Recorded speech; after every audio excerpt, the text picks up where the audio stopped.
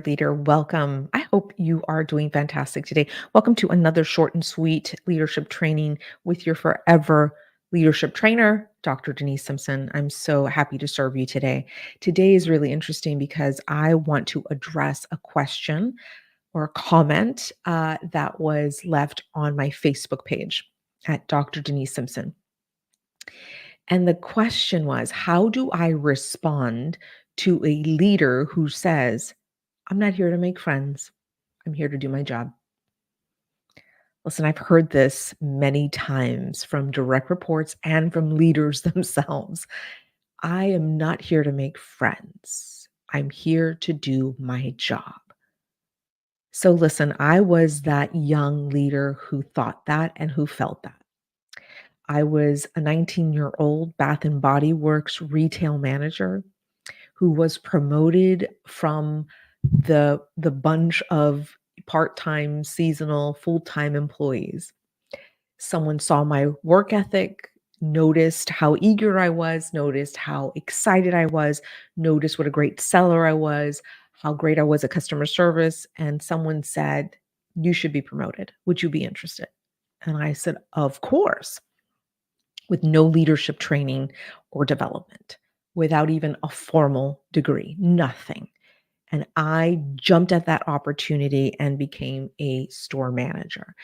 And I remembered that shift from a part time, sometimes full time employee to now a full time manager.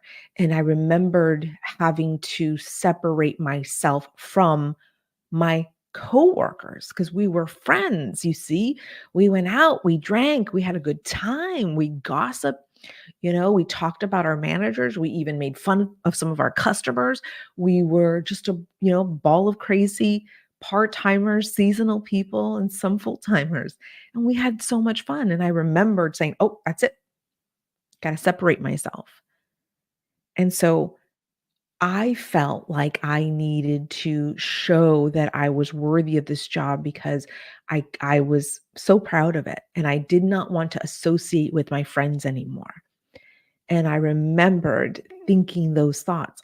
I'm not here to make friends anymore. Cannot be friends with you all. I'm here to do my job. And I remembered being very insecure too. Obviously, young, not enough life experience or even, leadership experience or even customer service experience. I just remembered being very insecure and almost wanting to defend my title. It's like, I earned this. Oh, okay. Fine. Nobody wants it. Well, now you all have to fall in line because if you don't do your job, then I'm going to be fired. And it's like, oh, okay. And so I remembered coming in with like an iron fist.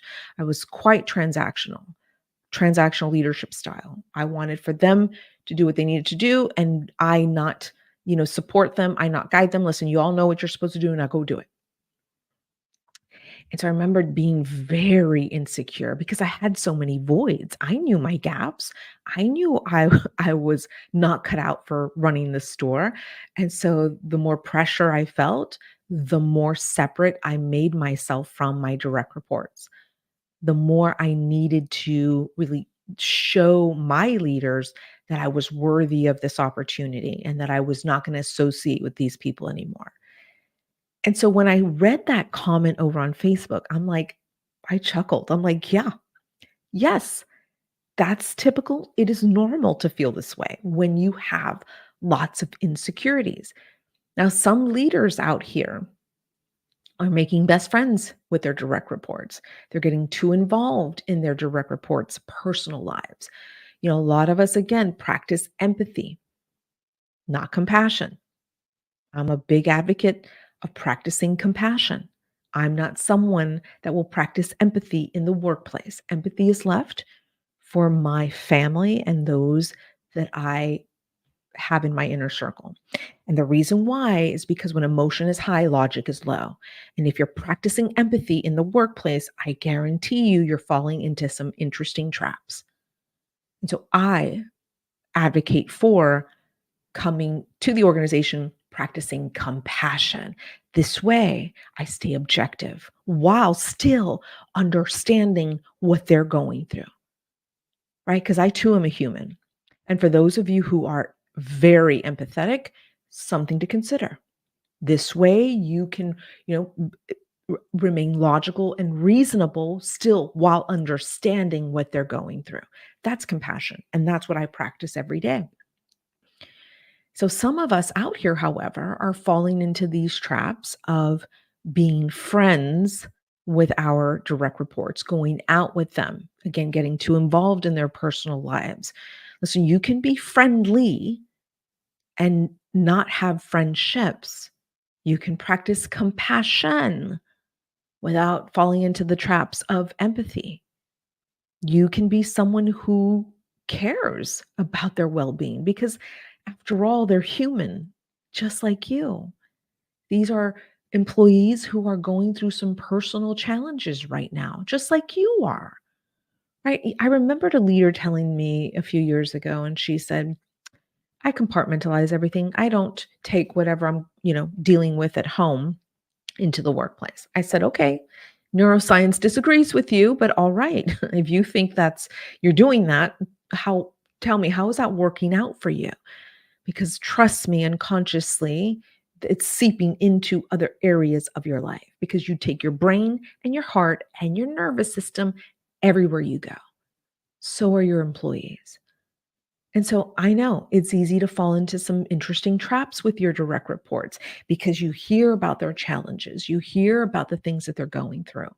And, it makes you want to defend them, makes you want to protect them even.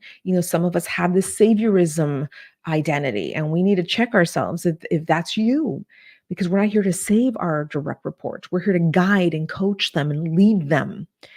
And so, yes, sometimes they are bringing their personal issues and challenges into the workplace. And so you need to have a plan on how to handle that so that you still come with compassion and not fall into the trap of empathy.